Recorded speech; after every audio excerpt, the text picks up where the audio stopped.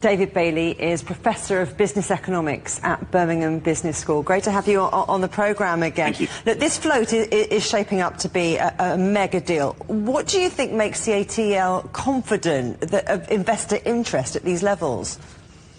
Well, that piece then, I think, summarised it really well. It is a leading company in the EV battery market. It has over a third of the global industry. Many of the top-tier automotive firms in the world use CATL batteries, and they are looking to expand globally outside of China. So that suggests very rapid expansion in the future, and that's going to be very, very attractive to investors that want to see growth in sort of the big growth areas that are coming.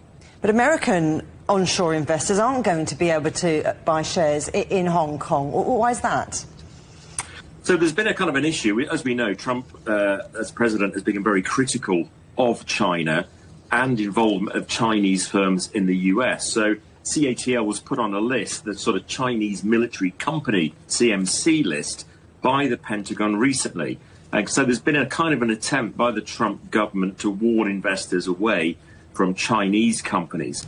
Now, that doesn't really necessarily stop them. It's not legally binding. But what CATL has done is to kind of form this initial public offering in a way which excludes onshore American investors to kind of really reduce the kind of liability in the US. I think they may also challenge that Pentagon ruling down the line as well if the Pentagon doesn't backtrack.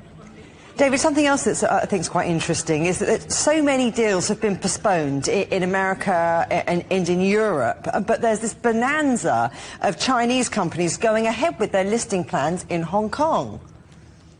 Yes, that's right. So I think there's a number of things going on there. So CATL, for example, they want money to expand globally. They want to build battery supply chains around the world. They have something like $40 billion worth of cash in China.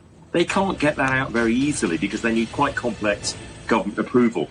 By doing a listing in Hong Kong, they can attract international investors and then use that to expand globally. So this is, I think, largely about the expansion of Chinese firms into new markets around the world.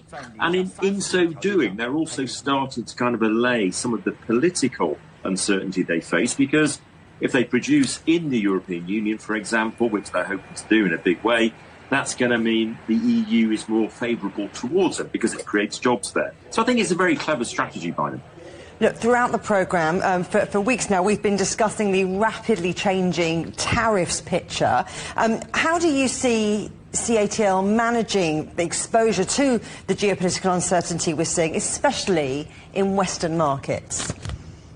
I think they have a number of different strategies in different places. So in the European case, they're trying to get over those 45% tariffs, build it into the European Union and get Europeans on side. And the Europeans are very amenable to that. In the US, it's much more difficult, where CATL involvement with the likes of Ford has been challenged by the government. So what they're looking to do in that case is license their technology to the likes of Tesla, which means that Tesla can still use the technology but build it themselves. Now, that's a very interesting reversal, isn't it, from 10 years ago, where it was Western firms going to China and licensing there. Now it's turned full circle and it's the other way around. David Bailey, thank you very much. Thank you.